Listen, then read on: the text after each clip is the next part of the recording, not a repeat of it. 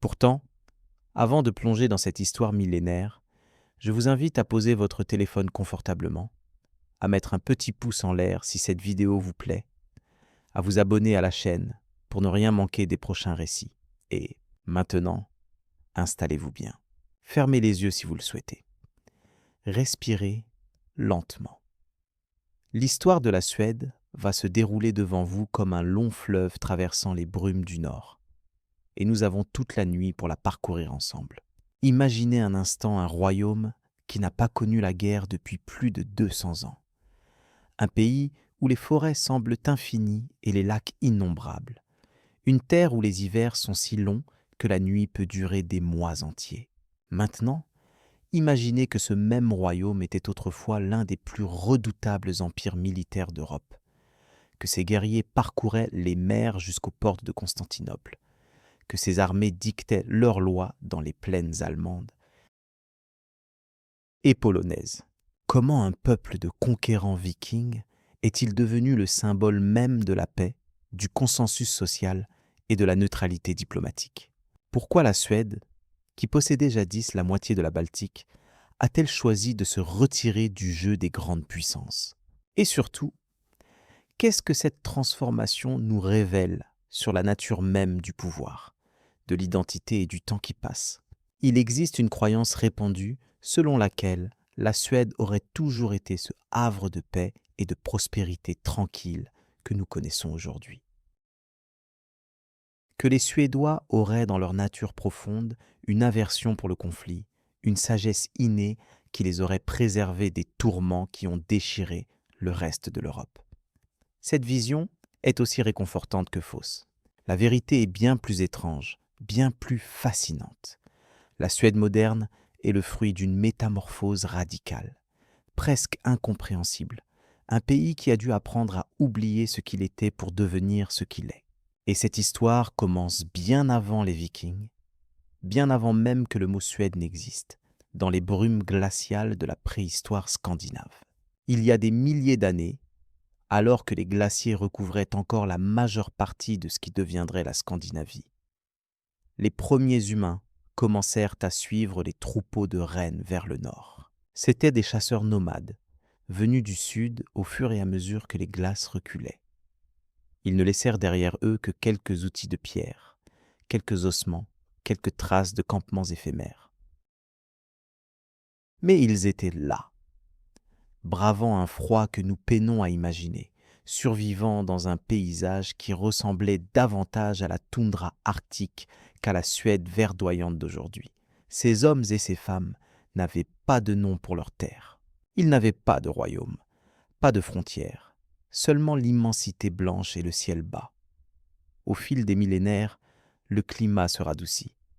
Les forêts de pins et de bouleaux envahirent progressivement les terres libérées par la glace.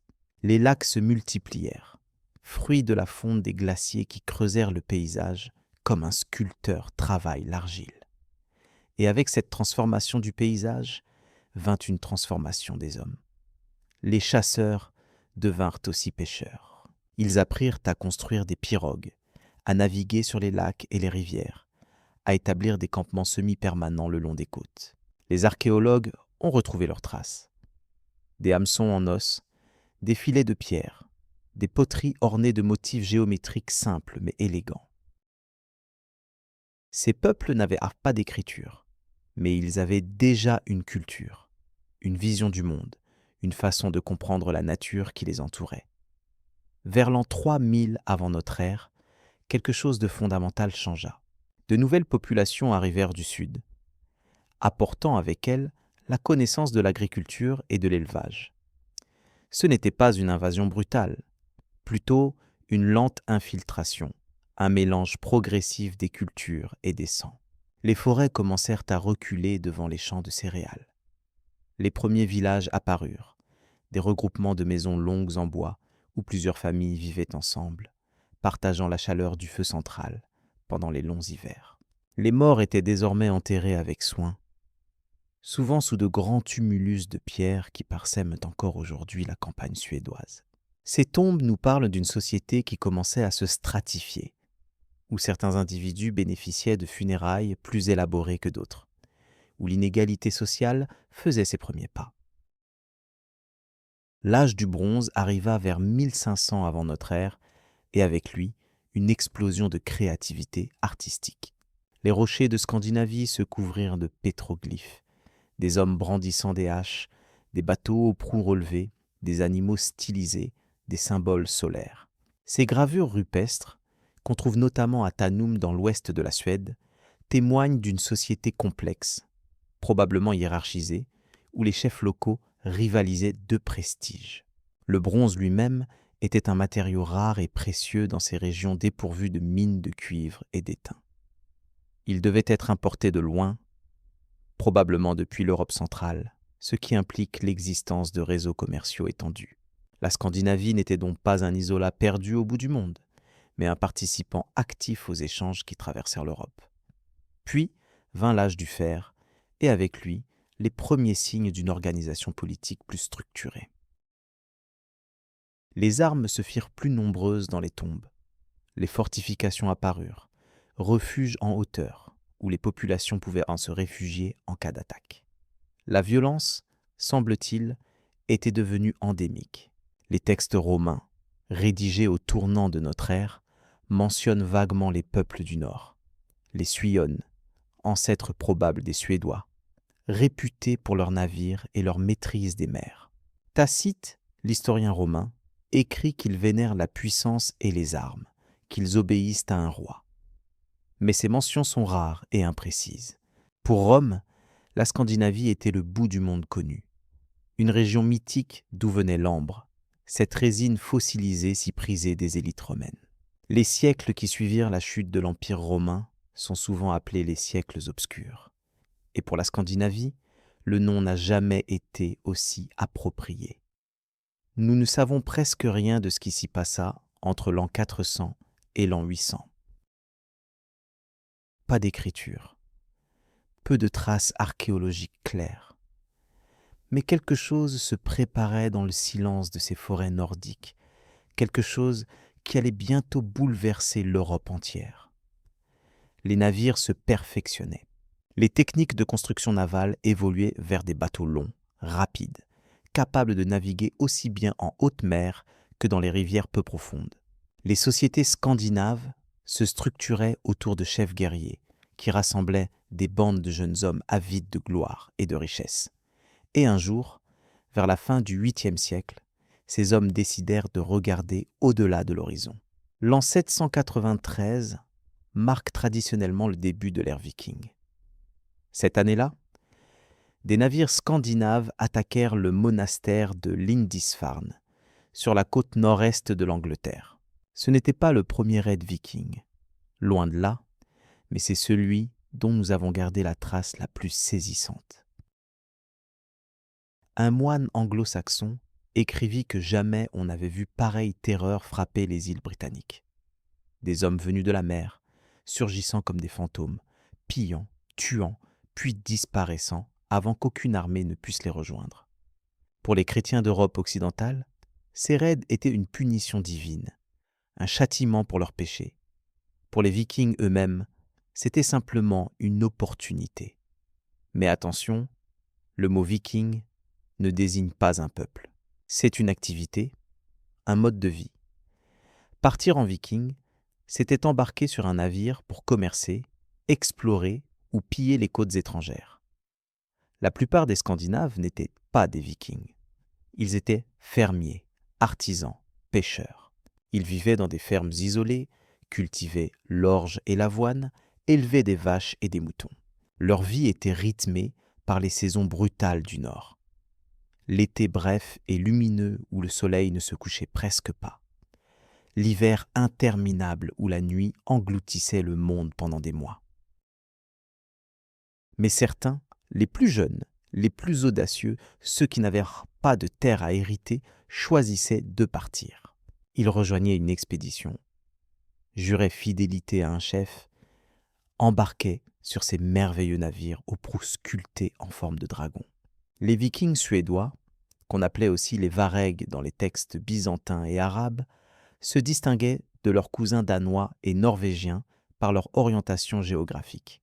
Alors que les Danois et les Norvégiens se tournaient vers l'ouest, l'Angleterre, l'Irlande, la France, les Suédois regardaient vers l'est. Ils descendirent les rivières de Russie actuelle, remontèrent les fleuves, portèrent leurs navires d'un bassin versant à l'autre. Ils fondèrent des comptoirs commerciaux qui devinrent des villes. Novgorod, Kiev. Ils commerçaient avec Byzance, cette Constantinople fabuleuse où l'empereur régnait sur un monde de mosaïques dorées et de soieries précieuses.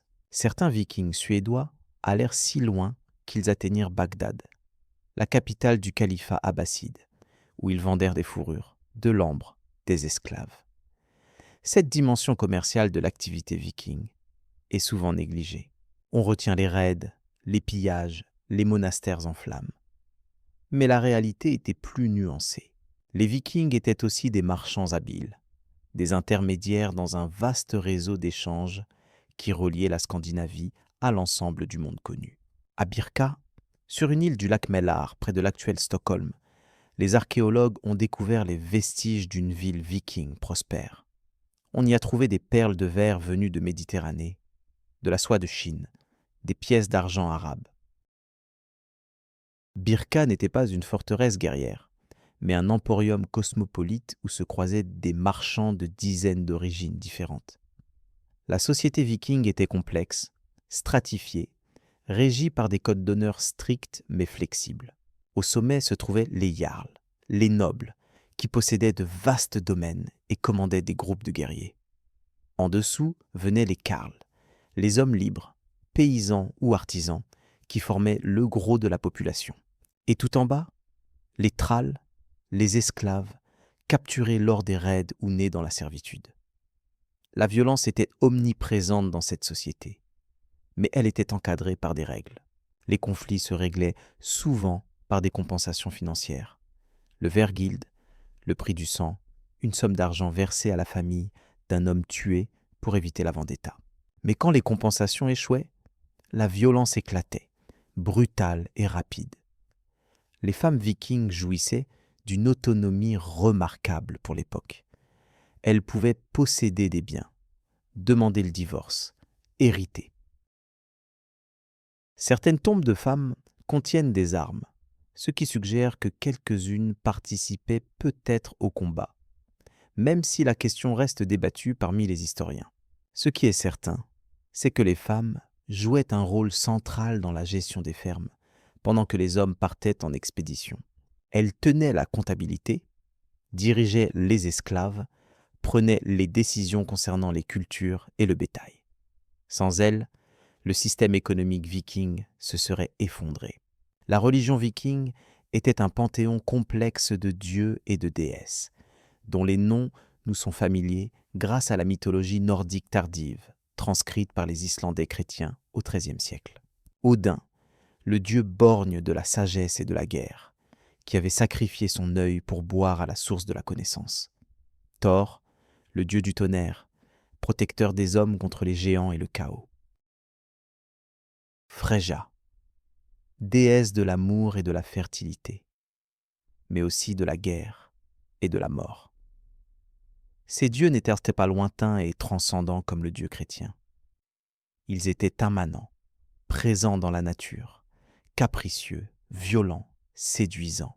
On leur offrait des sacrifices, parfois humains, lors de grandes cérémonies qui se tenaient dans des bosquets sacrés. Mais déjà, au IXe siècle, le christianisme commençait à pénétrer la Scandinavie. Pas par la force des armes, du moins pas initialement, mais par les contacts commerciaux et diplomatiques. Un marchand viking qui voulait commercer avec l'Empire carolingien avait tout intérêt à se faire baptiser, même si sa conversion restait souvent superficielle.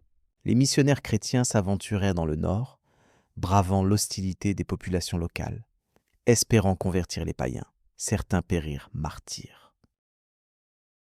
D'autres réussirent à convaincre quelques chefs locaux qui voyaient dans la nouvelle religion un moyen de renforcer leur autorité et de s'intégrer au monde chrétien européen. Le premier roi suédois dont nous connaissons le nom avec certitude est Éric le Victorieux, qui régna à la fin du Xe siècle. Mais le terme roi est trompeur. Éric n'était pas le souverain d'un État centralisé à la manière des royaumes d'Europe occidentale. Il était plutôt le premier parmi des égaux. Un chef puissant qui exerçait son autorité sur la région centrale de la Suède, autour du lac Mälar et d'Uppsala.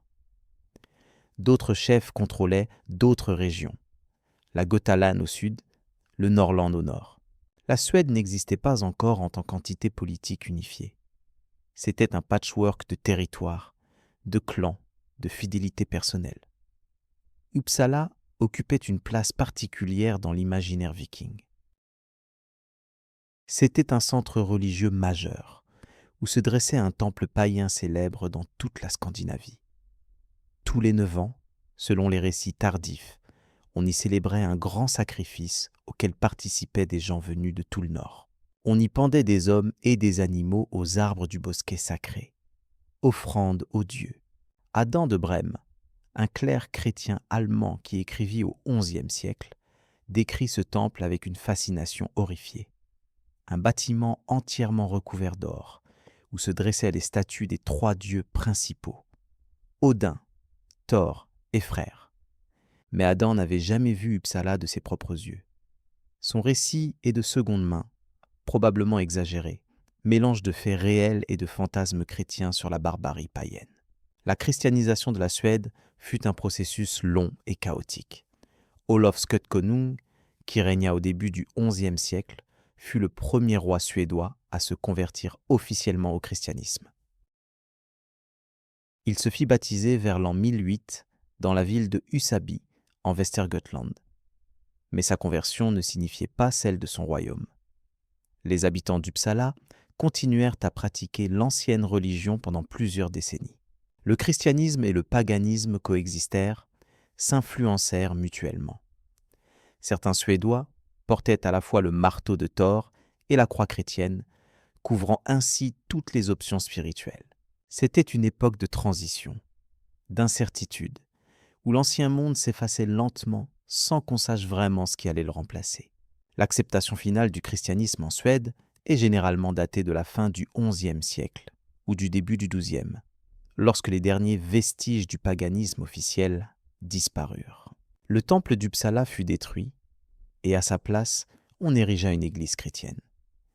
Cette victoire du christianisme n'était pas qu'une affaire religieuse. Elle signifiait aussi l'intégration de la Suède dans l'orbite culturelle et politique de l'Europe chrétienne. Les rois suédois n'étaient plus des chefs barbares aux yeux des autres souverains européens, mais des frères en Christ, des partenaires potentiels dans les jeux complexes de la diplomatie médiévale. Au XIIe siècle, la Suède commença à prendre la forme d'un royaume plus structuré. L'Église joua un rôle crucial dans ce processus. Les évêques, formés en Europe continentale, apportèrent avec eux les techniques administratives développées par l'Église romaine. On commença à tenir des registres écrits, à codifier les lois, à établir une bureaucratie embryonnaire. Le latin devint la langue de l'administration et de la culture savante. Les monastères s'implantèrent, îlots de savoir et de prière dans un paysage encore largement rural et illettré. Mais la Suède médiévale restait un royaume fragile, constamment menacé par les guerres civiles et les invasions. Les successions royales étaient particulièrement problématiques. Il n'y avait pas de règles claires pour déterminer qui devait hériter de la couronne. Plusieurs prétendants pouvaient se présenter, chacun soutenu par une faction de nobles. Les guerres de succession étaient fréquentes et dévastatrices. Le royaume se fragmentait, se reconstituait, se fragmentait à nouveau. C'était un cycle apparemment sans fin. Au XIIIe siècle, une nouvelle dynastie parvint à stabiliser quelque peu la situation. Les Folkungar. Cette famille noble, originaire de l'Östergötland, domina la vie politique suédoise pendant plusieurs générations. Birger Jarl, qui gouverna comme régent au milieu du XIIIe siècle, est souvent considéré comme le véritable fondateur de Stockholm. La ville, située sur des îlots au débouché du lac Mälar dans la mer Baltique, occupait une position stratégique idéale pour contrôler le commerce entre l'intérieur de la Suède et le monde extérieur. Birger fit construire une forteresse sur l'un de ces îlots, le Gamla Stan, le noyau de la Stockholm actuelle. l'expansion territoriale devint un objectif majeur des rois suédois médiévaux. Vers l'est, ils lancèrent des croisades contre les païens finlandais et les orthodoxes russes. Ces croisades du Nord étaient présentées comme des guerres saintes, sanctionnées par l'Église, mais elles étaient aussi et surtout des guerres de conquête. La Finlande fut progressivement intégrée au royaume de Suède, les populations locales converties de force ou par persuasion. Des colons suédois s'établirent le long des côtes finlandaises, formant une élite qui dominerait la région pendant des siècles. En même temps, la Suède s'impliqua dans les conflits complexes qui agitaient la Baltique. La région était un kaléidoscope de puissances rivales. Le Danemark, l'ordre des chevaliers teutoniques qui contrôlait la Prusse, les villes de la Ligue hanséatique qui dominaient le commerce maritime, les principautés russes qui luttaient pour un mot, accès à la mer. Dans ce jeu dangereux, la Suède cherchait à se tailler une place, à sécuriser ses routes commerciales, à étendre son influence. Les guerres étaient fréquentes, mais rarement décisives. Les frontières bougeaient, les alliances se faisaient et se défaisaient. La vie quotidienne des Suédois ordinaires changeait lentement. Les villages se multipliaient, souvent organisés autour d'une église de pierre qui remplaçait les anciens lieux de culte païens. L'agriculture restait l'activité dominante, mais elle devenait plus productive grâce à l'introduction de nouvelles techniques, la rotation des cultures, l'usage généralisé de la charrue en fer, l'amélioration des races animales. Les forêts reculaient devant les champs, même si la Suède restait un pays largement forestier. Les mines commencèrent à être exploitées de manière plus systématique, surtout les mines de fer qui produisaient un métal de qualité exceptionnelle. Le XIVe siècle fut une période sombre pour toute l'Europe, et la Suède n'échappa pas aux calamités.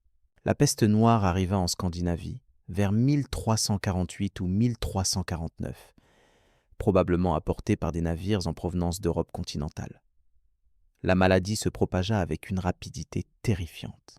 On estime qu'elle tua entre un tiers et la moitié de la population suédoise en quelques années. Des villages entiers furent désertés, des champs retournèrent à la friche, l'économie s'effondra. Ceux qui survécurent se retrouvèrent dans un monde transformé, où la main-d'œuvre était devenue rare et précieuse, où les certitudes anciennes s'étaient évanouies. C'est dans ce contexte de crise que se forgea l'Union de Kalmar, l'un des projets politiques les plus ambitieux de l'histoire scandinave. En 1397, les trois royaumes de Suède, Danemark et Norvège furent unis sous une seule couronne, celle de Marguerite Ier de Danemark. Cette union n'était pas une fusion complète. Chaque royaume conservait ses propres lois, ses propres institutions, ses propres élites, mais ils partageaient désormais le même souverain, et théoriquement, ils devaient coordonner leur politique étrangère et militaire. Marguerite était une femme remarquable, l'une des figures politiques les plus habiles de son époque. Elle n'était pas reine de droit, mais régente, gouvernant au nom de son petit-neveu, Éric de Poméranie. Pourtant, c'était elle qui tirait les ficelles, elle qui négociait avec les nobles récalcitrants, elle qui manœuvrait pour consolider l'union. Son objectif était clair, créer une grande puissance nordique capable de rivaliser avec les autres royaumes européens, de contrôler le commerce baltique, de contrer l'influence de la Ligue hanséatique. Mais l'union de Kalmar était vouée à être conflictuelle dès le départ. Les intérêts du Danemark, plus peuplé et plus riche, ne coïncidèrent pas toujours avec ceux de la Suède. Les nobles suédois se méfiaient des rois danois, craignant que leur royaume ne devienne une simple province d'un empire dominé par Copenhague. Cette tension éclata en conflit ouvert à plusieurs reprises au cours du XVe siècle. Des révoltes suédoises contre l'autorité de l'Union, des guerres civiles, des massacres, des réconciliations temporaires suivies de nouvelles trahisons. Le personnage le plus emblématique de cette période tumultueuse est sans doute Engelbrekt Engelbrektsson, un mineur qui mena une rébellion contre le roi Éric de Poméranie dans les années 1430. Engelbrekt n'était pas un noble de haute naissance, Mais il parvint à rassembler une armée de paysans et de mineurs mécontents, frustrés par les lourdes taxes imposées par le roi danois et par les abus des baillis royaux. Sa révolte fut initialement couronnée de succès. Il prit le contrôle de vastes territoires, força le roi à négocier.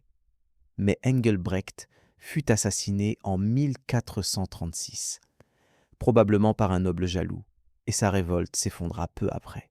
Néanmoins, il reste dans la mémoire suédoise comme un symbole de la résistance contre la domination étrangère. L'Union de Kalmar survécut Kainkaa pendant plus d'un siècle, mais elle était constamment au bord de la rupture. Le point de non-retour fut atteint au début du XVIe siècle, sous le règne de Christian II de Danemark. Christian était un roi énergique et impitoyable, déterminé à briser l'opposition suédoise une fois pour toutes. En 1520, après avoir reconquis Stockholm qui s'était rebellé, il invita les principaux nobles et ecclésiastiques suédois à un banquet de réconciliation. C'était un piège. Une fois les invités rassemblés, Christian les fit arrêter et exécuter. Plus de 80 personnes furent massacrées en 3 jours, dans ce qu'on appela le bain de sang de Stockholm. Ce massacre provoqua l'indignation dans toute la Suède. Loin de briser la résistance, il la galvanisa. Un jeune noble, Gustav Eriksson, plus connu sous le nom de Gustav Vasa, prit la tête d'une nouvelle rébellion. Gustav était un homme charismatique et déterminé. Il parcourut la Dalecarlie, une région minière du centre de la Suède, ralliant les paysans à sa cause. Selon la légende, il parcourut des dizaines de kilomètres à ski pour échapper à ses poursuivants. Un exploit commémoré aujourd'hui par la célèbre course de ski Vasaloppet. Avec le soutien de la Ligue hanséatique et de nobles suédois mécontents, Gustav Vasa réussit à chasser les Danois de Suède. En 1523, il fut élu roi de Suède, mettant fin définitivement à l'union de Kalmar. C'était le début d'une nouvelle ère, celle de la Suède indépendante et bientôt puissante. Gustav Vasa n'était pas seulement un chef militaire, c'était aussi un administrateur habile et un homme d'État pragmatique. Il comprit que pour consolider son pouvoir, il devait centraliser l'autorité, affaiblir les nobles trop puissants et surtout, il devait trouver de l'argent. La solution vint de l'Église. À cette époque, l'Église catholique possédait environ 1/5 de toutes les terres de Suède et disposait d'immenses richesses. La réforme protestante, lancée par Martin Luther en 1517, offrait à Gustave une justification idéologique pour s'emparer de ses biens. En 1527, le Riksdag, l'Assemblée des États suédois, vota la confiscation des biens de l'Église. Les monastères furent fermés, leurs terres redistribuées ou vendues, leurs trésors saisis. La Suède devint officiellement luthérienne, même si la transition réelle prit plusieurs décennies. Cette réforme religieuse n'était pas seulement spirituelle, elle était fondamentalement politique et économique. Elle permit à Gustave de consolider son pouvoir, de remplir les caisses de l'État et de créer une administration royale plus efficace. Gustav Vasa régna pendant 37 ans, jusqu'à sa mort en 1560. Pendant ce temps, il transforma la Suède en un royaume centralisé, doté d'une armée permanente et d'une administration bureaucratique. Il fit de la couronne héréditaire dans sa famille la maison de Vasa, plutôt qu'élective comme elle l'avait été auparavant. C'était une rupture majeure avec la tradition médiévale suédoise. Désormais, la Suède était une monarchie héréditaire sur le modèle des autres royaumes européens. Ses fils lui succédèrent, mais ce ne fut pas sans difficulté. Éric XIV, l'aîné, était un homme intelligent mais instable, probablement atteint de troubles mentaux. Son règne fut marqué par des conflits avec la noblesse et une guerre malheureuse contre le Danemark. Il finit par être déposé et emprisonné par ses propres frères en 1568. Il mourut en captivité 9 ans plus tard, probablement empoisonné. Son frère Jean III lui succéda, et après lui, Sigismond, le fils de Jean. Mais Sigismond était catholique et roi de Pologne, ce qui créa d'immenses tensions dans une Suède désormais fermement luthérienne. Il fut finalement déposé en 1599 par son oncle, qui devint Charles IX. Ces conflits dynastiques auraient pu affaiblir la Suède, mais paradoxalement, le royaume émergea du XVIe siècle plus fort qu'auparavant. L'administration était plus efficace, l'armée mieux organisée, l'économie en croissance grâce à l'expansion de l'industrie minière et métallurgique. Les canons en bronze suédois étaient parmi les meilleurs d'Europe. Les mines de cuivre de Falun produisaient une grande partie du cuivre européen. La Suède était prête à jouer un rôle majeur sur la scène internationale. Ce rôle, elle le joua au XVIIe siècle, sous le règne de Gustave II Adolphe, peut-être le plus grand de tous les rois suédois. Gustave II Adolphe monta sur le trône en 1611, à l'âge de 17 ans seulement. C'était un jeune homme grand et imposant, doté d'une énergie inépuisable et d'un talent militaire exceptionnel. Il avait hérité d'un royaume en guerre sur 3 fronts, contre le Danemark à l'ouest, contre la Russie à l'est, contre la Pologne au sud. En quelques années, il parvint à conclure des paix avantageuses avec ses ennemis, sécurisant les frontières suédoises. Mais Gustave II Adolphe n'était pas satisfait d'une simple paix défensive. Il avait des ambitions bien plus vastes. Faire de la Suède une grande puissance européenne, contrôler les côtes de la Baltique, intervenir dans les affaires du Saint-Empire romain germanique.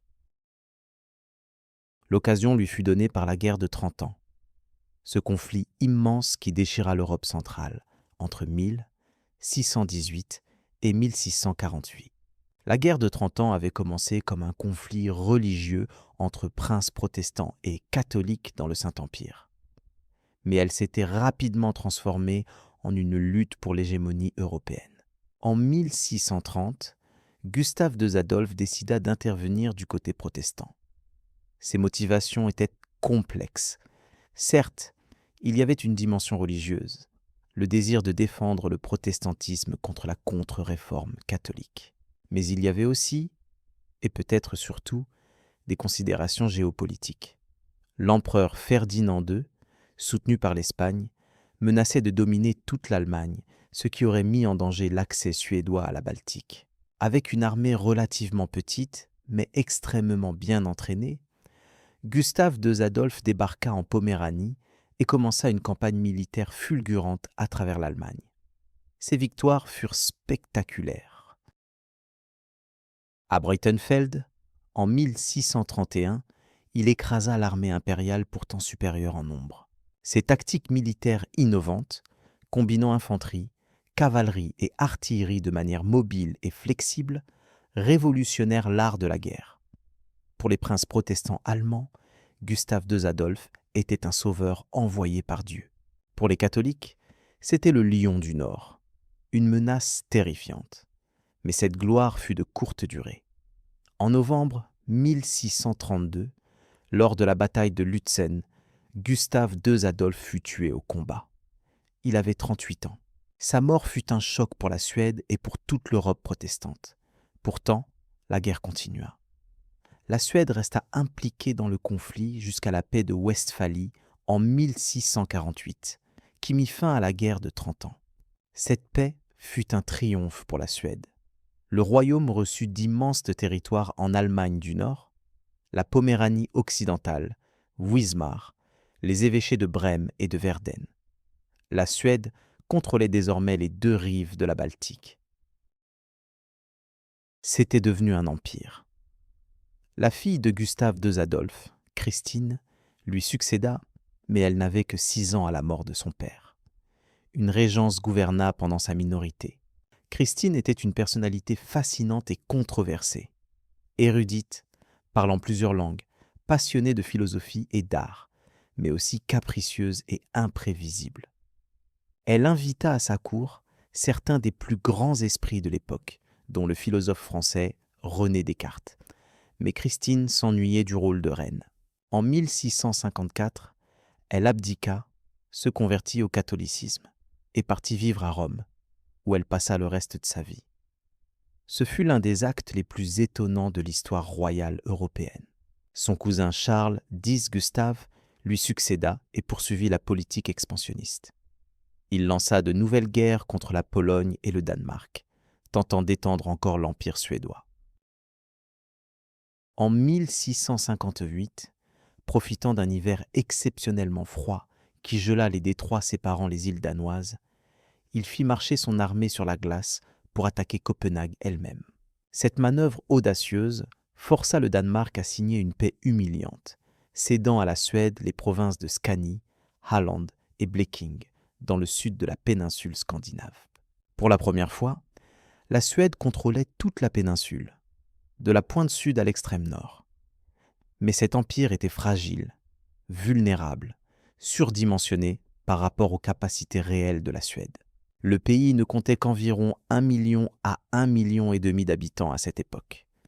Comment une si petite nation pouvait-elle défendre un empire s'étendant de la Baltique à l'Allemagne du Nord, de la Finlande à la Poméranie? La réponse résidait dans un système militaire efficace, basé sur la conscription universelle des paysans et sur l'excellence de l'artillerie et de l'organisation tactique.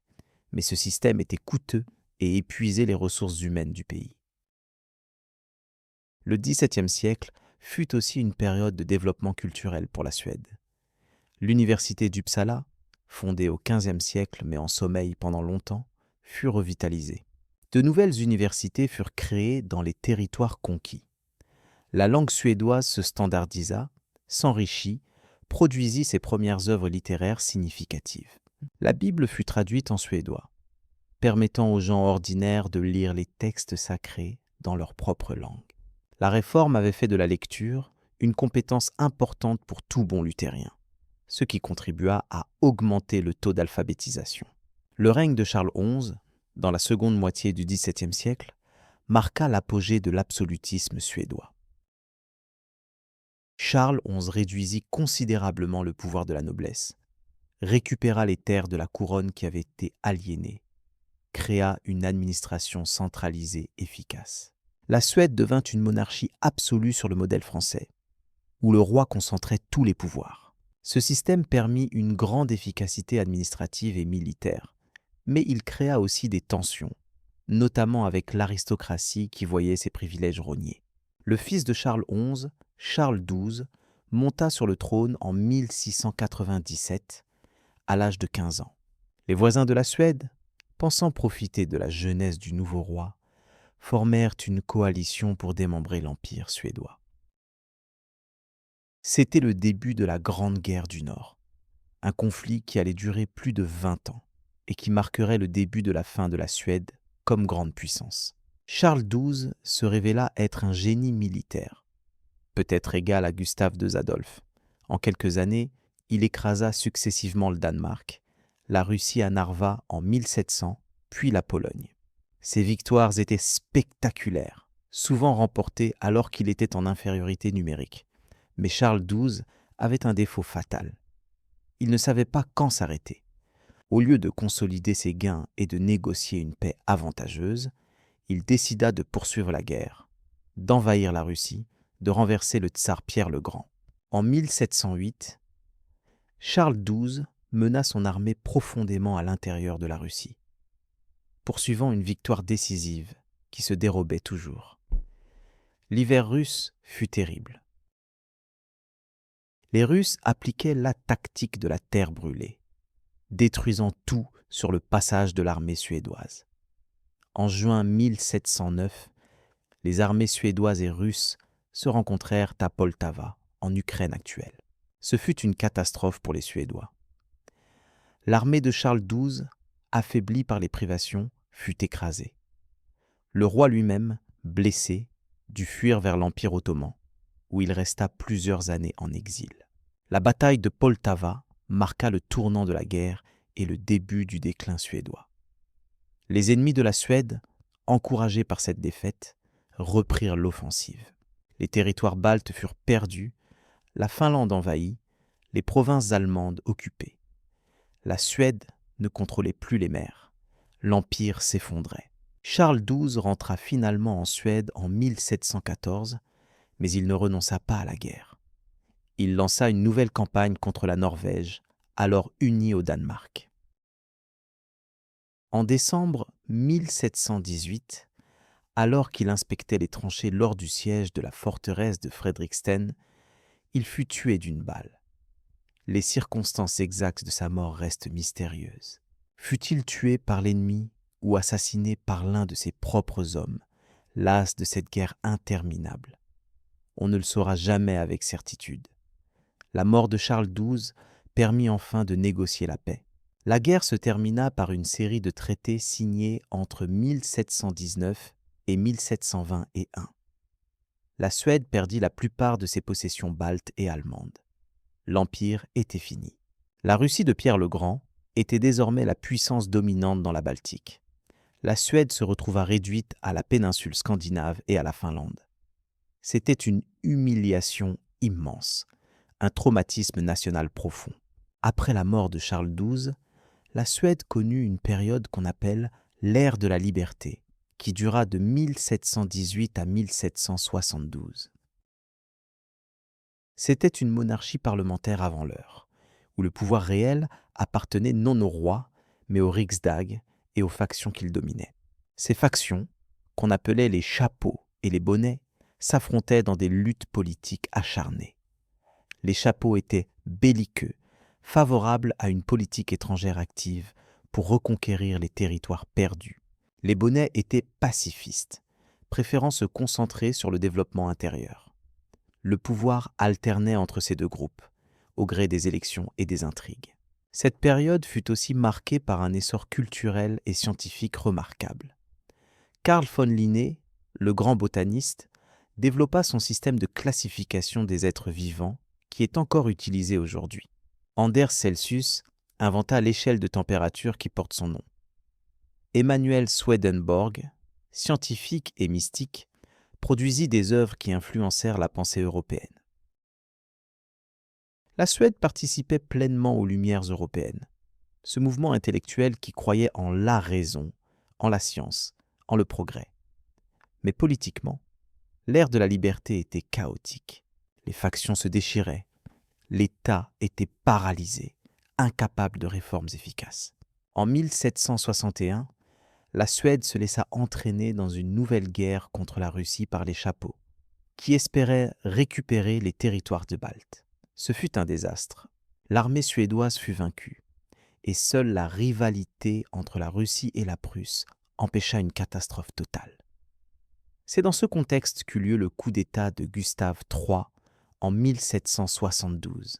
Gustave III était un roi cultivé, amateur d'opéra et de théâtre, influencé par les idées des Lumières, mais aussi par l'absolutisme français. Profitant du mécontentement général face à l'inefficacité du système parlementaire, il réussit un coup d'État quasi sans effusion de sang. Il restaura la monarchie absolue, dissolvant les factions et reprenant le contrôle total de l'État. Son règne fut marqué par des réformes libérales, abolition de la torture, liberté de la presse, tolérance religieuse. Mais il maintint aussi la censure et réprima l'opposition. Gustave III aimait les grands projets. Il fonda l'Académie suédoise sur le modèle de l'Académie française, créa l'Opéra royal, fit construire des palais somptueux. Il voulait faire de Stockholm une capitale culturelle européenne. Mais ses ambitions étaient coûteuses, et ses aventures militaires encore plus. En 1788, il lança une guerre contre la Russie, espérant profiter des difficultés de Catherine la Grande. La guerre dura 4 ans et se termina par un statu quo, mais elle épuisa les finances suédoises. L'opposition à Gustave III grandissait, surtout parmi l'aristocratie qui n'avait jamais accepté la perte de ses privilèges. En mars 1792, lors d'un bal masqué à l'Opéra de Stockholm, Gustave III fut assassiné par un noble conspirateur. Il mourut de ses blessures 2 semaines plus tard. Cet assassinat inspira plus tard l'opéra de Verdi Un ballo in Machera. La mort de Gustave III mit fin à l'âge d'or culturel de la Suède, mais elle ne changea pas fondamentalement la structure politique. Son fils Gustave IV Adolphe lui succéda. Mais c'était un homme instable, probablement atteint de troubles psychiatriques. Son règne fut marqué par des décisions erratiques et par son implication dans les guerres napoléoniennes. La Suède, initialement alliée de la France, se retrouva finalement dans le camp des ennemis de Napoléon. En 1808, la Russie, alors alliée de Napoléon, envahit la Finlande. La Suède tenta de défendre sa province, mais en vain. En 1809, par le traité de Fredrikshamn, la Finlande fut cédée à la Russie. C'était une perte immense, non seulement territoriale, mais aussi psychologique. La Finlande avait fait partie de la Suède pendant 600 ans.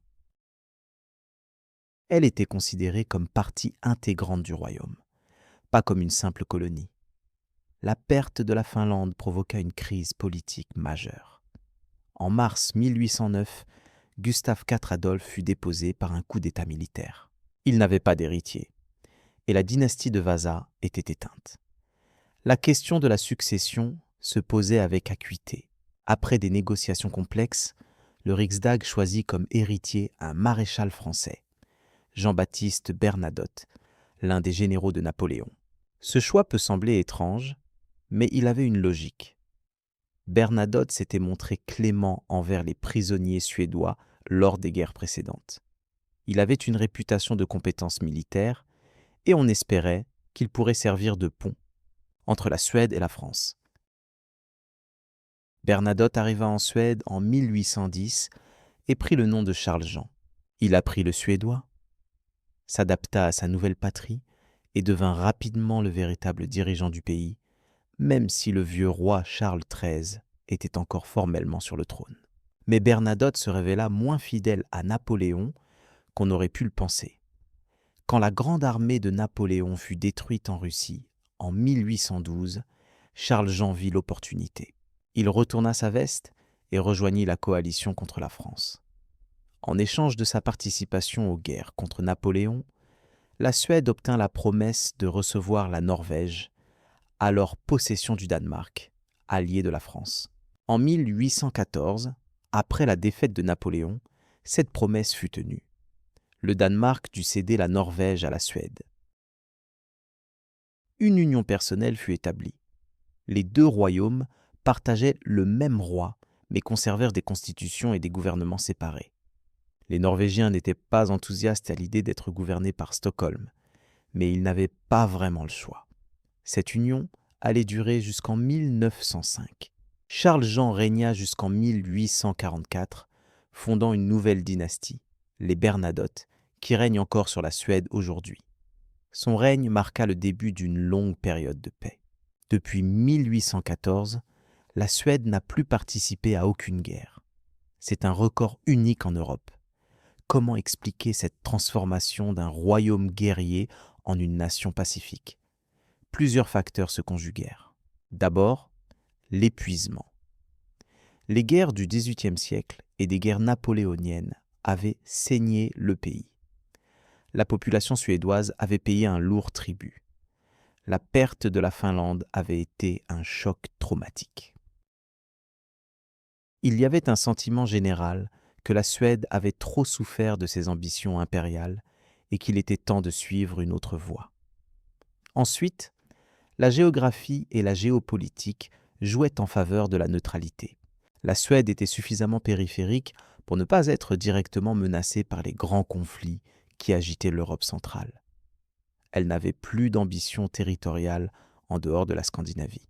Sa position géographique lui permettait de rester à l'écart. Enfin, et peut-être surtout, la Suède découvrit qu'il y avait d'autres moyens de prospérer que la guerre.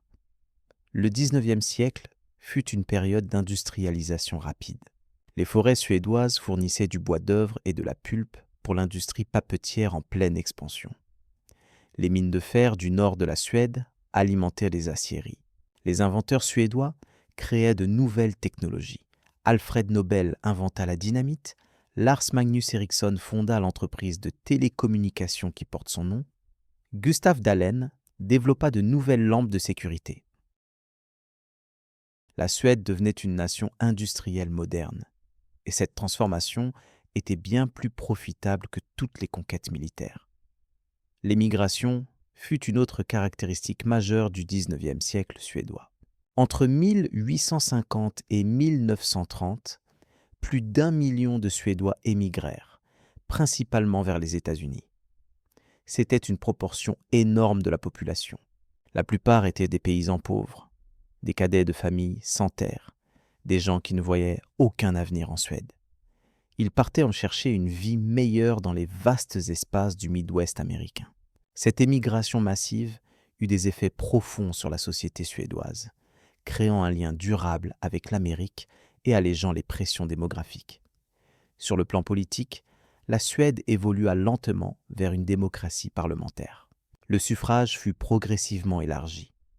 En 1866, une réforme importante transforma le Riksdag bicaméral en un parlement moderne avec 2 chambres élues. Certes, le droit de vote restait encore limité aux hommes possédant une certaine richesse, mais c'était un pas vers une représentation plus large.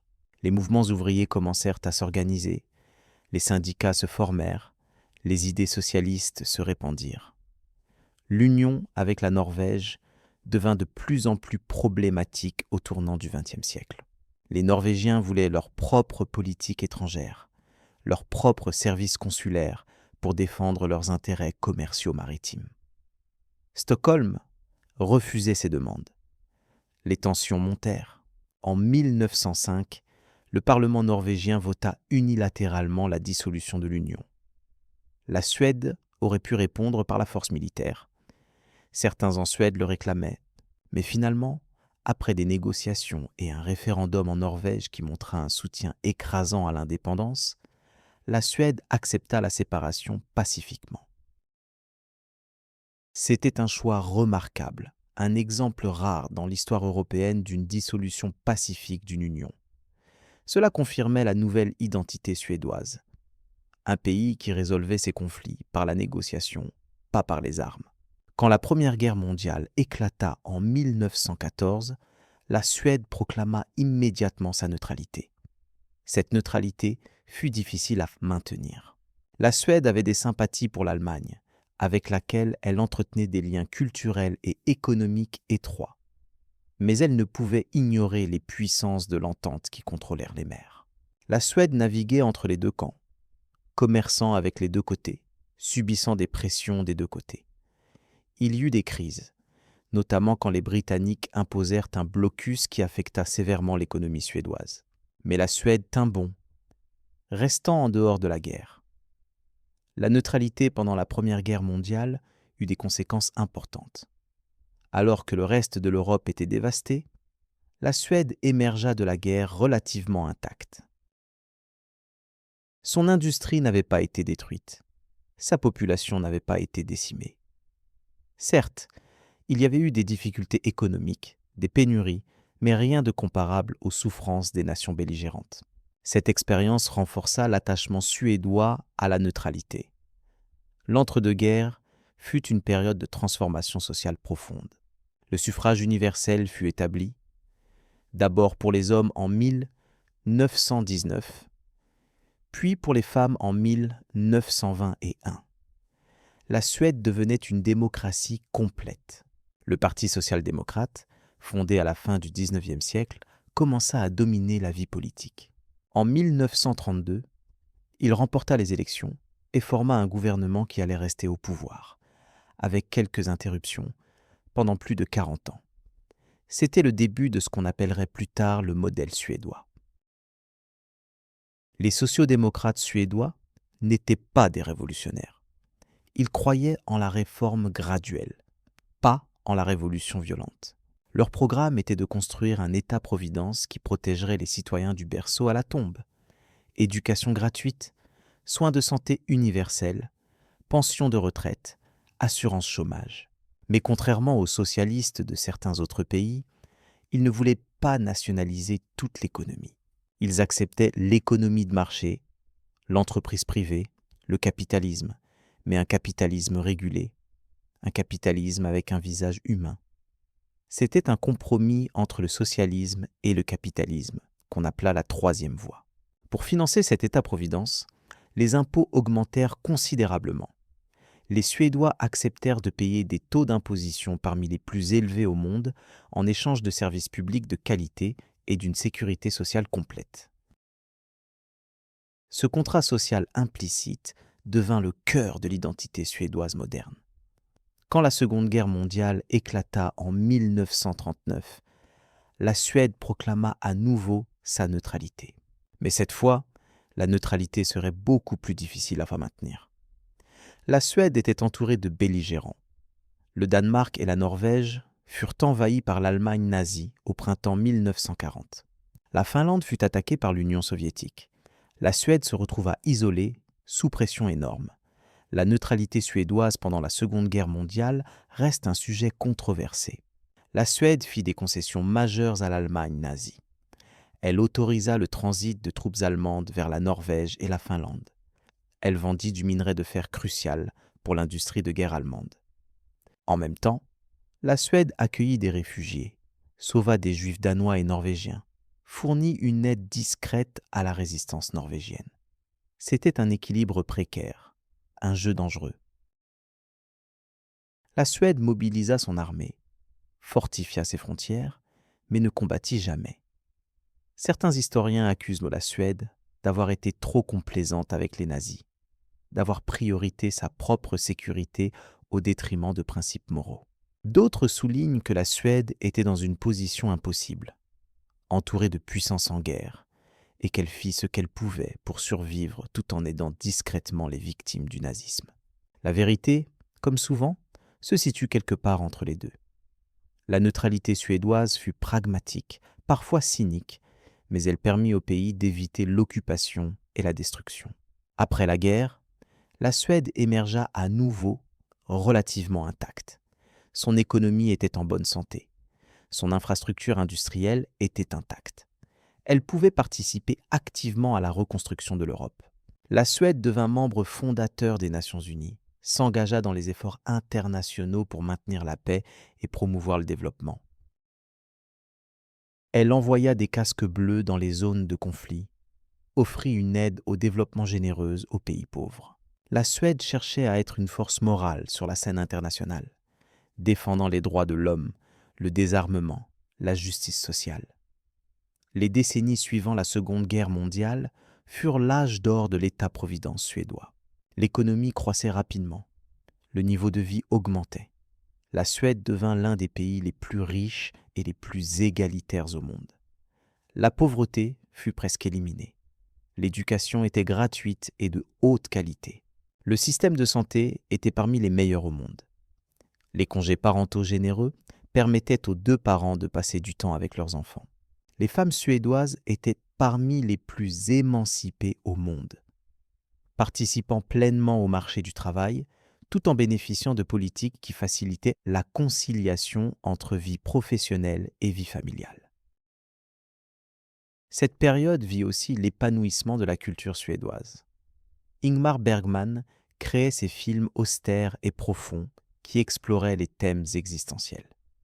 ABBA conquérait les charts internationaux avec leur pop entraînante. Le design suédois, avec ses lignes épurées et son fonctionnalisme, influençait le monde entier. IKEA, fondé par Ingvar Kamprad, révolutionnait le commerce du meuble en offrant des produits de qualité à bas prix. La Suède exportait non seulement des biens, mais aussi un mode de vie, une vision de la société. Pendant la guerre froide, la Suède maintint sa politique de neutralité, refusant de rejoindre l'OTAN tout en restant clairement dans le camp occidental. Cette neutralité était armée. La Suède maintenait une armée importante et une industrie de défense sophistiquée. Elle développa même secrètement un programme nucléaire dans les années 50 et 60, bien qu'elle y renonçât finalement. La Suède voulait pouvoir se défendre seule, ne dépendre de personne.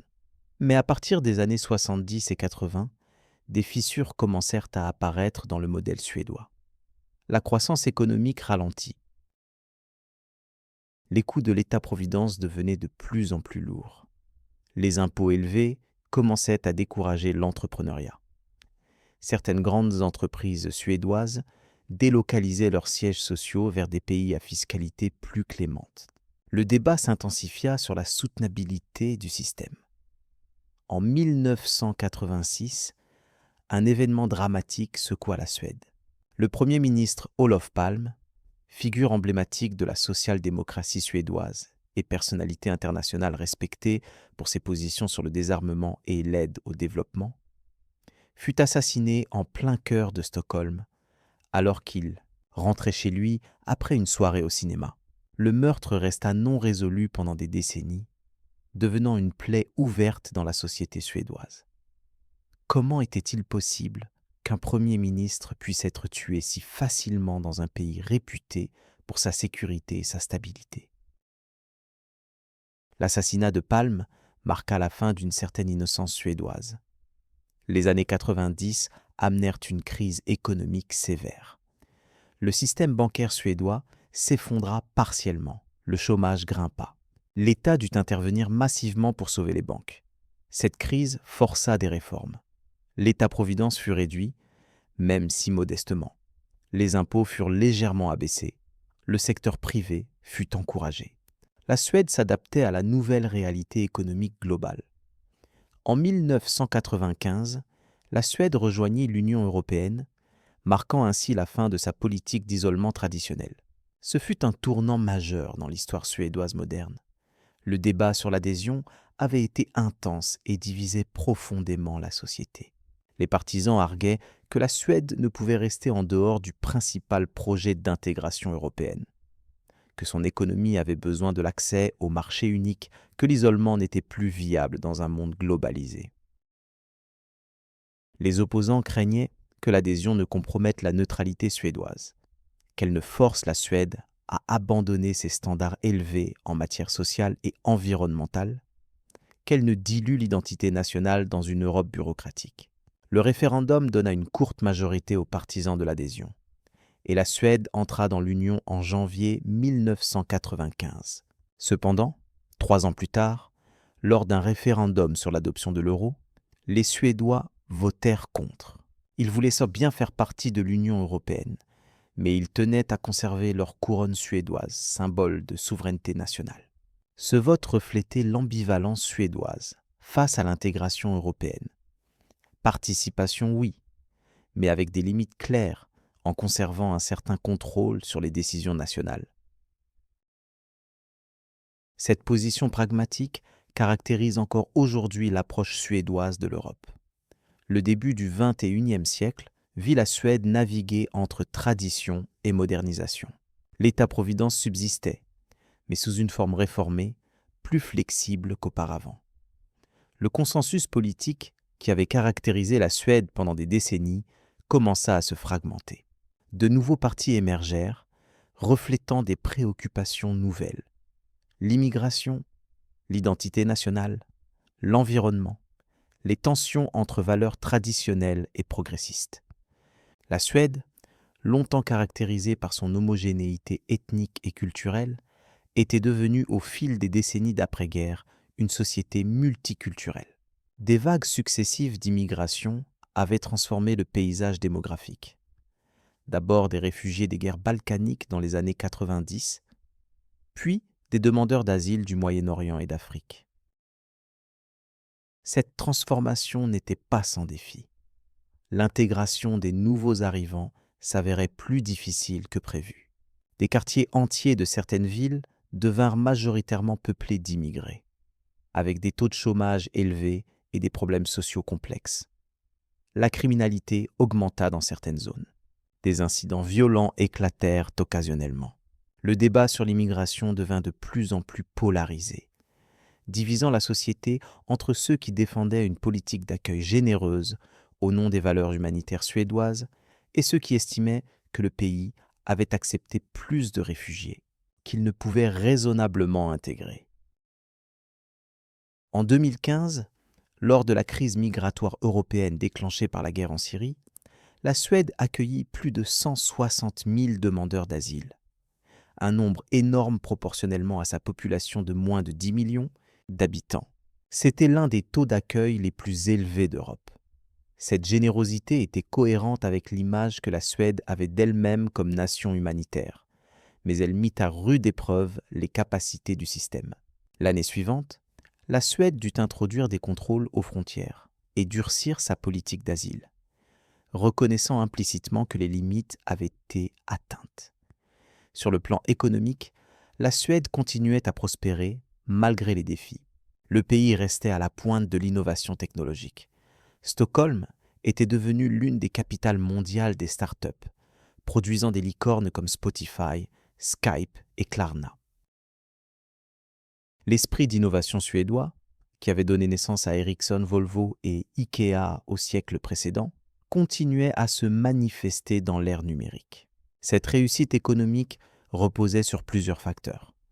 Un système éducatif de qualité qui valorisait la créativité et l'esprit critique, une culture du consensus qui facilitait la coopération entre entreprises et syndicats, une infrastructure numérique de pointe et une société où l'égalité des chances permettait aux talents de s'exprimer, quelle que soit leur origine sociale.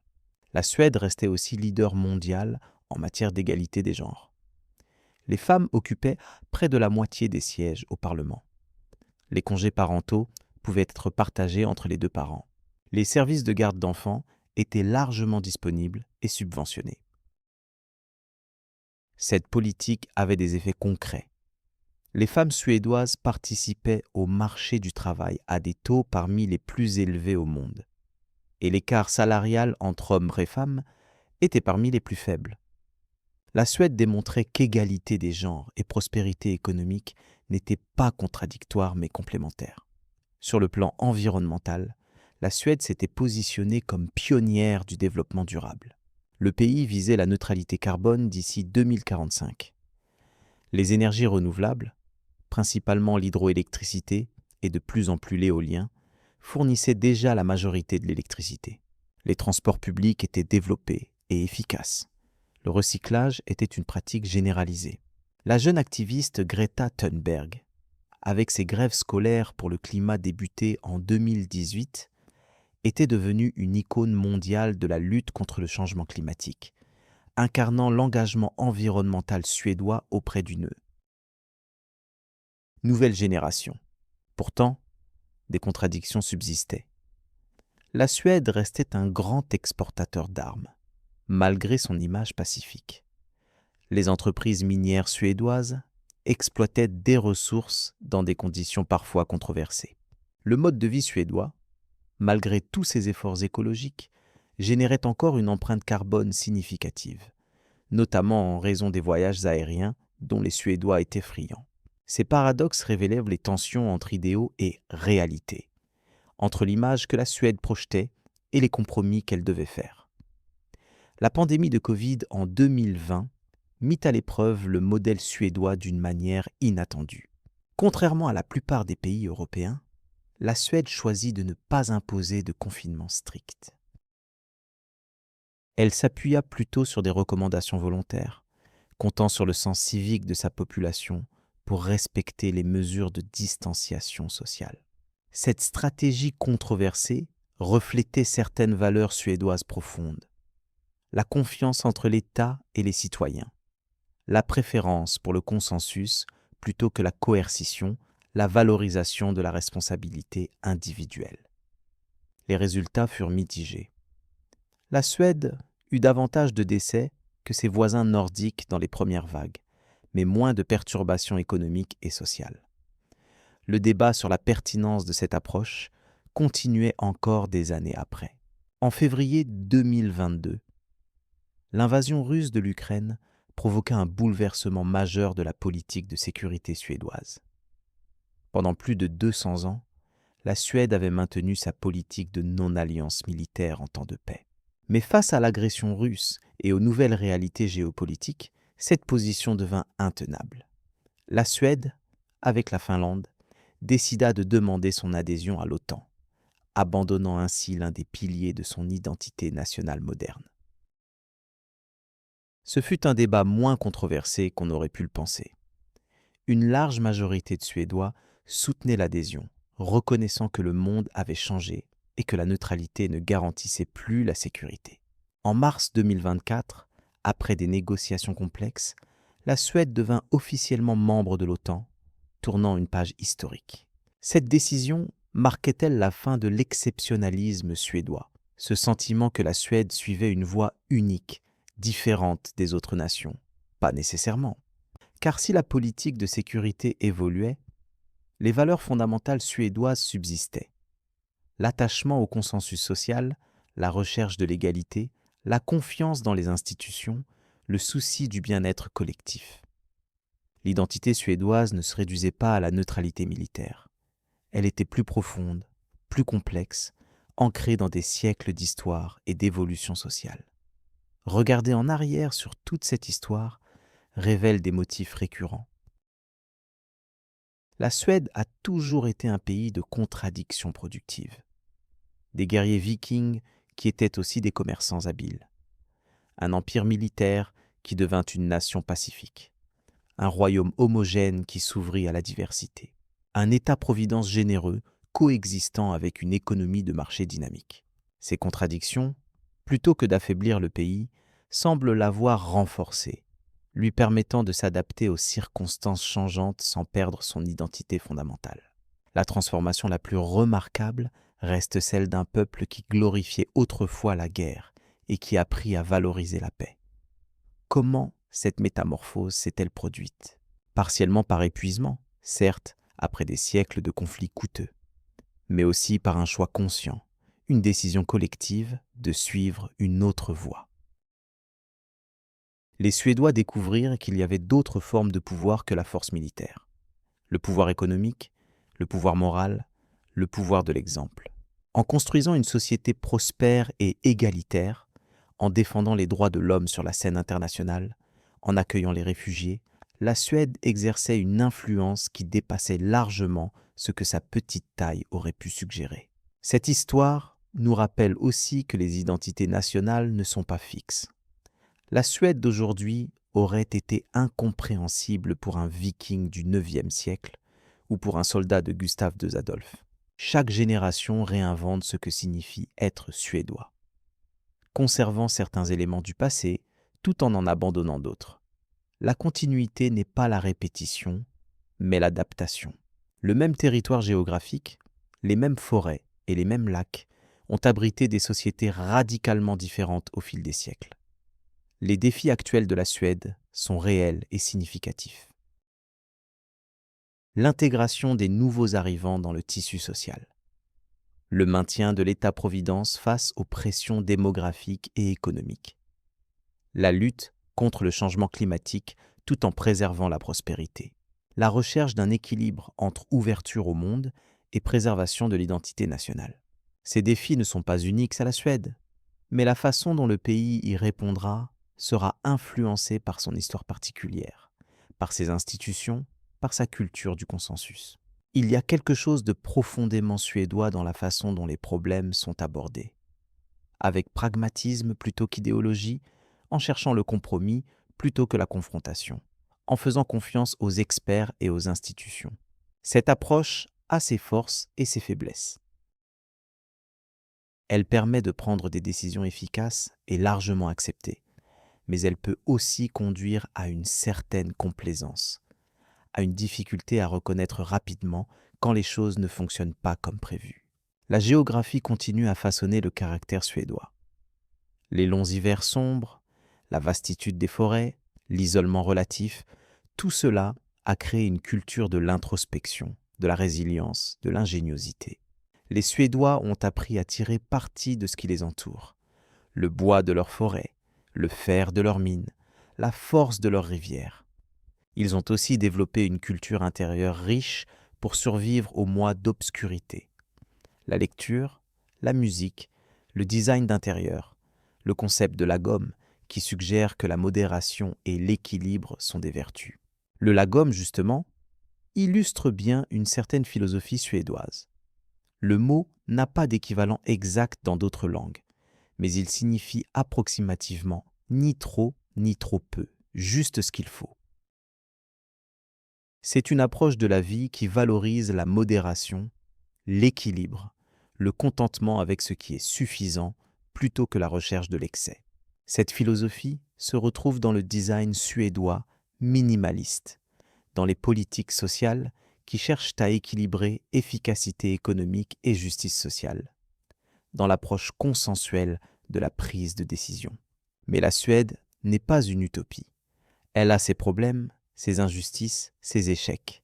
la criminalité liée aux gangs dans certaines banlieues, la ségrégation croissante entre quartiers riches et pauvres, les difficultés du système de santé malgré son financement généreux, les problèmes de santé mentale, particulièrement chez les jeunes, le racisme et la discrimination que subissent certains groupes minoritaires. Reconnaître ces problèmes n'est pas dénigrer la Suède, c'est simplement accepter qu'aucune société n'est parfaite, que le progrès est un processus sans fin. Une des forces de la société suédoise est précisément sa capacité à l'autocritique, à reconnaître ses défauts et à chercher à les corriger. Les médias suédois sont libres et critiques. Les citoyens sont engagés et informés. Il existe un débat public vivant sur tous les aspects de la société. Cette culture démocratique robuste, même si elle peut parfois sembler complaisante ou lente à réagir, offre un mécanisme de correction qui permet à la société d'évoluer. L'histoire de la Suède est aussi l'histoire de comment le temps transforme tout. Les Vikings qui terrorisaient l'Europe sont devenus des symboles touristiques et des sujets de séries télévisées. Les guerres sanglantes du XVIIe siècle sont désormais étudiées dans les livres d'histoire. Les usines fumantes de l'industrialisation ont cédé la place à des bureaux high-tech et à des start-up numériques. Le temple païen d'Uppsala est devenu une cathédrale médiévale, elle-même devenue un monument historique dans une société largement sécularisée. Cette transformation permanente pose une question philosophique. Qu'est-ce qui reste quand tout change ? Qu'y a-t-il de fondamentalement suédois qui persiste à travers les siècles ? Peut-être est-ce simplement la capacité d'adaptation elle-même, la volonté de préserver ce qui fonctionne tout en abandonnant ce qui ne fonctionne plus. Peut-être est-ce l'attachement à un certain territoire, à un certain paysage, à une certaine lumière nordique qui change avec les saisons. Ou peut-être est-ce simplement la continuité narrative, le fait de se raconter une histoire commune, de se voir comme les héritiers de ceux qui ont vécu sur cette terre avant nous. La monarchie suédoise elle-même incarne cette continuité paradoxale. Les Bernadotte règnent toujours, descendants de ce général français choisi il y a 200 ans pour résoudre une crise dynastique. Mais la monarchie moderne est purement cérémonielle, sans pouvoir politique réel. Les rois et reines suédois coupent des rubans. Président des cérémonies, incarnent une certaine continuité symbolique. Ils sont populaires, mais cette popularité est fragile, dépendante de leur capacité à rester en phase avec les valeurs de la société moderne. Un scandale, une controverse, pourrait rapidement éroder le soutien public. La monarchie survit parce qu'elle a su devenir essentiellement invisible sur le plan politique, tout en restant visible sur le plan symbolique. Stockholm, la capitale, cristallise beaucoup de ce qu'est la Suède moderne. C'est une ville construite sur 14 îles, où l'eau est omniprésente, où les espaces verts abondent. Le Gamla Stan, la vieille ville médiévale, côtoie des quartiers modernes de verre et d'acier. Des palais royaux et des églises anciennes coexistent avec des musées d'art contemporain et des incubateurs de start-up. C'est une ville propre, ordonnée, fonctionnelle, mais aussi créative et dynamique. Elle reflète cet équilibre suédois entre tradition et modernité, entre ordre et innovation. En parcourant les rues de Stockholm, on peut voir des traces de toutes les époques de l'histoire suédoise. Le palais royal rappelle l'époque de l'Empire. Les immeubles Jugendstil témoignent de la prospérité du début du XXe siècle. Les grands ensembles résidentiels des années 60 incarnent l'ambition social-démocrate de fournir un logement de qualité à tous.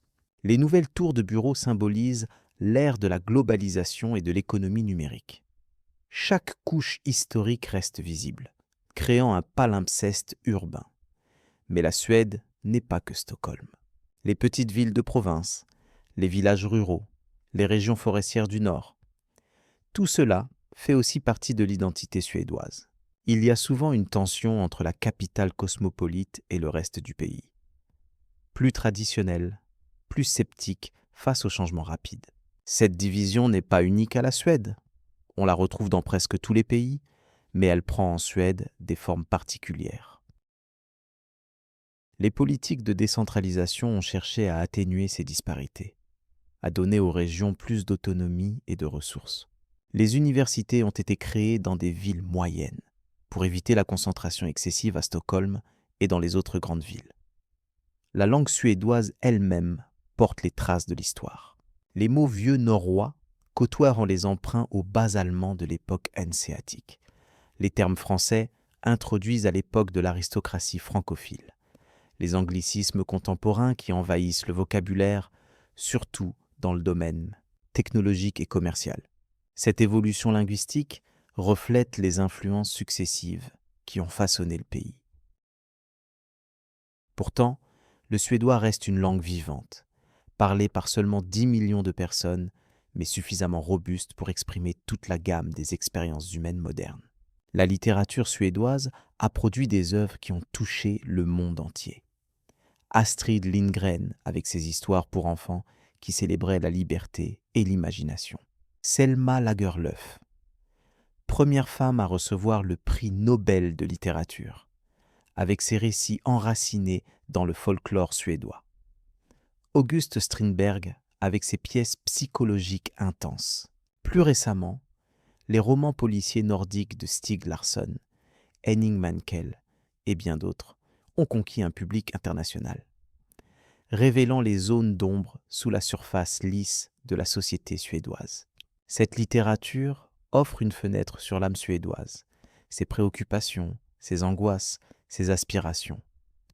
Le cinéma suédois aussi a marqué l'histoire du 7e art. Ingmar Bergman reste l'un des plus grands réalisateurs de tous les temps, explorant dans ses films les thèmes de la mort, de la foi, de l'isolement, de l'impossibilité de la communication humaine. Ces films austères, tournés souvent dans des paysages nordiques dépouillés, exprimaient une vision profondément existentialiste. D'autres réalisateurs suédois, comme Roy Andersson, avec ses tableaux surréalistes de l'absurdité moderne, ont continué cette tradition d'un cinéma d'auteur ambitieux et introspectif. La musique suédoise a également connu un succès international disproportionné par rapport à la taille du pays. Au-delà d'ABBA, qui reste le groupe suédois le plus connu, la Suède a produit une multitude d'artistes pop à succès. Stockholm est devenu un centre majeur de production musicale, avec des compositeurs et producteurs suédois travaillant pour des stars internationales. Ce succès n'est pas un hasard. Il résulte d'un système éducatif qui valorise l'enseignement musical dès le plus jeune âge, d'une culture qui encourage la créativité et d'une industrie musicale professionnelle qui sait comment transformer le talent en succès commercial. Le design suédois mérite une attention particulière, car il incarne peut-être mieux que tout autre domaine l'esthétique et les valeurs suédoises. Le design suédois privilégie la fonctionnalité, la simplicité, la qualité, l'accessibilité. Il rejette l'ostentation et l'excès. Il utilise des matériaux naturels, souvent le bois clair, dans des formes épurées. Cette esthétique reflète les valeurs égalitaires de la société. De beaux objets bien conçus devraient être accessibles à tous, pas seulement à une élite fortunée. IKEA a démocratisé cette approche à l'échelle mondiale, rendant le design suédois accessible dans des millions de foyers. Cette philosophie du design s'étend au-delà des meubles. On la retrouve dans l'architecture, dans la mode, dans le graphisme, dans la conception des services publics. Les stations de métro de Stockholm sont de véritables galeries d'art souterraines. Les écoles sont conçues pour être lumineuses et accueillantes. Les hôpitaux cherchent à créer des environnements apaisants. Il y a une conviction profonde que l'environnement physique influence le bien-être humain et qu'il vaut donc la peine d'investir dans de bons designs. La Suède a aussi développé une culture d'entreprise particulière. Les hiérarchies tendent à être plus plates que dans beaucoup d'autres pays. Les managers sont censés écouter leurs employés, rechercher le consensus, créer un environnement de travail agréable. L'équilibre entre vie professionnelle et vie privée est valorisé. Les longues heures de travail ne sont pas glorifiées comme dans certaines cultures. Cette approche reflète les valeurs sociales plus larges: l'égalité, la confiance, le respect de l'individu. Elle a aussi des avantages pratiques. Des employés satisfaits et reposés sont généralement plus productifs et créatifs. L'innovation technologique suédoise continue à surprendre. Comment un si petit pays peut-il produire autant de succès tech? Plusieurs facteurs se combinent. Un système éducatif de qualité qui valorise les mathématiques et les sciences. Une culture qui n'a pas peur de l'échec et qui encourage l'entrepreneuriat. Des investisseurs prêts à soutenir des idées audacieuses. Une infrastructure numérique de pointe. Une société ouverte qui attire des talents du monde entier. Et peut-être aussi une certaine mentalité suédoise, pragmatique, orientée vers la résolution de problèmes, capable de penser à long terme. Mais revenons à la question fondamentale. Pourquoi cette histoire mérite-t-elle d'être racontée? Qu'est-ce que l'histoire de la Suède nous apprend sur la nature humaine, sur les sociétés, sur le changement? Elle nous montre d'abord que rien n'est déterminé. Un peuple de guerriers peut devenir un peuple de pacifistes. Une société peut se transformer radicalement en quelques générations. Les identités que nous pensons fixes et éternelles sont en réalité fluides et construites. Elles nous montrent aussi que les choix collectifs importent. La Suède n'est pas devenue ce qu'elle est par accident. Elle est le résultat de milliers de décisions, grandes et petites, prises au fil du temps par des individus et des communautés. Certaines de ces décisions furent judicieuses, d'autres moins. Certaines eurent des conséquences imprévues, mais cumulativement, elles créèrent une trajectoire. L'histoire suédoise illustre également les dangers de l'hubris. L'empire suédois du XVIIe siècle était insoutenable, construit sur des bases fragiles. Charles XII refusa d'accepter les limites de ce qui était possible, et son entêtement conduisit à la catastrophe. Il y a une leçon là, sur l'importance de reconnaître ses limites, d'accepter que toute puissance est temporaire, que l'ambition excessive peut mener à la ruine.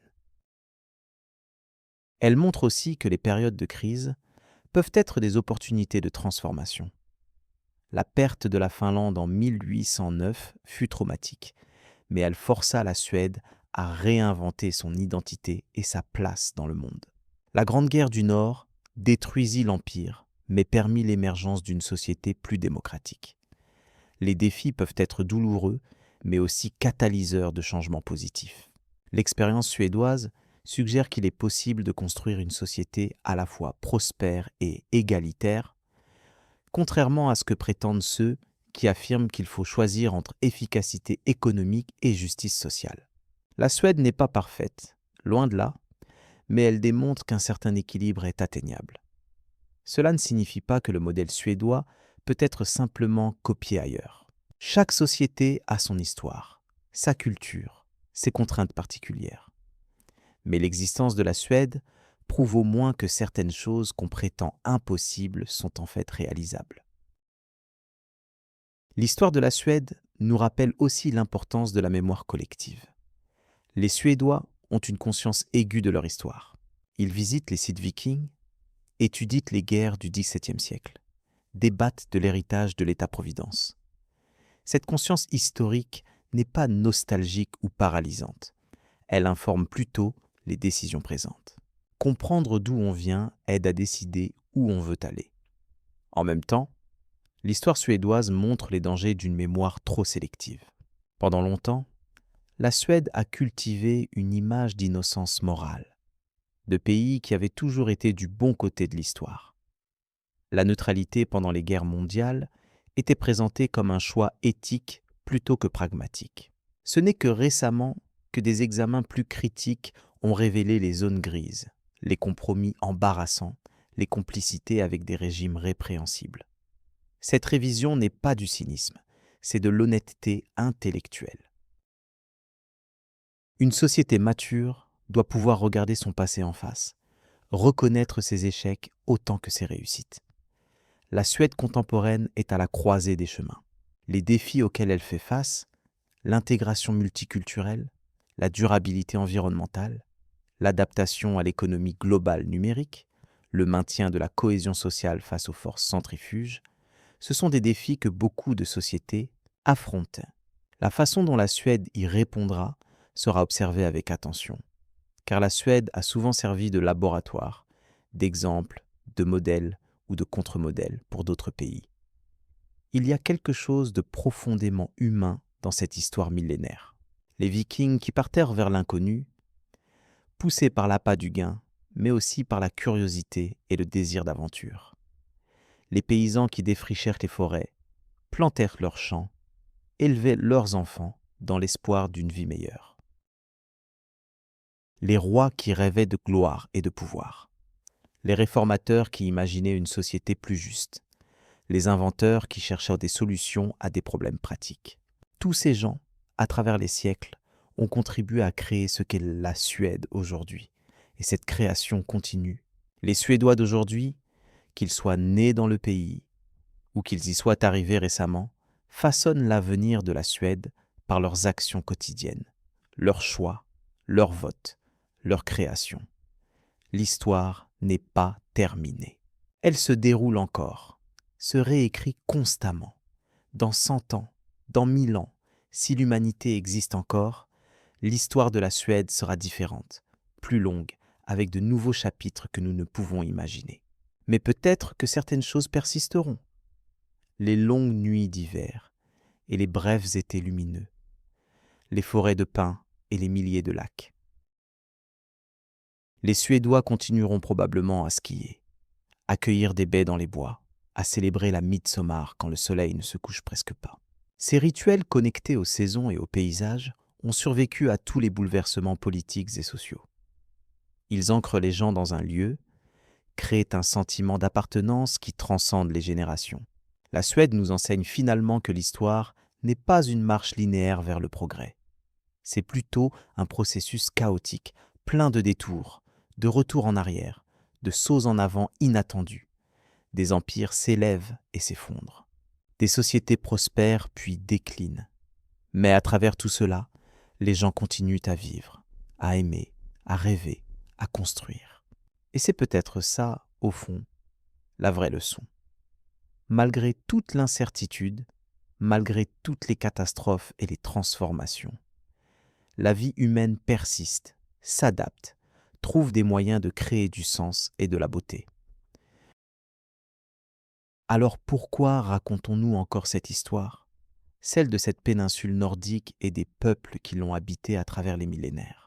Peut-être parce qu'elle est un miroir dans lequel nous pouvons voir nos propres sociétés, nos propres dilemmes. Elle nous montre ce qui est possible et ce qui est dangereux. Elle nous rappelle que le changement est inévitable, mais que sa direction n'est pas prédéterminée. Elle nous enseigne que les sociétés sont des constructions fragiles, qui nécessitent un entretien constant, que les acquis d'une génération peuvent être perdus si la suivante ne fait pas attention. Mais surtout, l'histoire de la Suède nous rappelle que chaque société, chaque nation, chaque communauté a sa propre histoire complexe, ses propres luttes et triomphes. Il n'y a pas de peuple sans histoire, pas de lieu qui n'ait été témoin de drames humains, de tragédies et de rédemption. La Suède n'est ni meilleure ni pire que d'autres. Elle est simplement différente, avec son propre chemin unique à travers les siècles.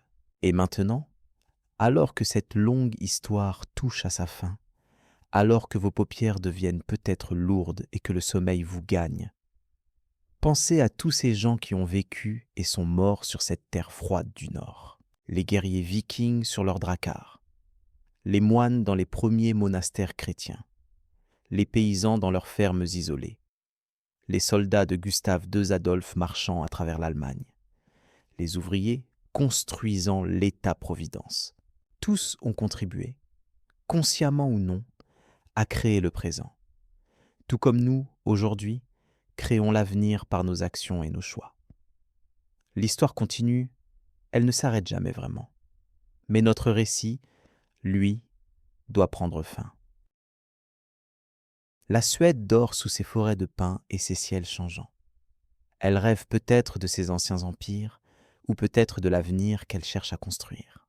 Et vous aussi, vous pouvez maintenant vous laisser glisser dans le sommeil, emportant avec vous les échos de cette longue histoire, les images de ces paysages nordiques, le souvenir de tous ces gens qui ont vécu avant nous. Dormez bien. Et quand vous vous réveillerez, peut-être verrez-vous votre propre monde avec des yeux légèrement différents, avec une conscience renouvelée que tout ce qui existe aujourd'hui est le résultat d'innombrables choix passés, et que tout ce qui existera demain dépend des choix que nous faisons maintenant. Et si cette histoire vous a plu, si vous avez des suggestions pour d'autres récits historiques que vous aimeriez entendre raconter dans ce même esprit calme et méditatif, n'hésitez pas à les proposer dans les commentaires. Abonnez-vous à la chaîne pour ne manquer aucune future histoire. Mettez un petit like si ce voyage à travers l'histoire suédoise vous a accompagné agréablement vers le sommeil. Bonne nuit et que vos rêves soient paisibles.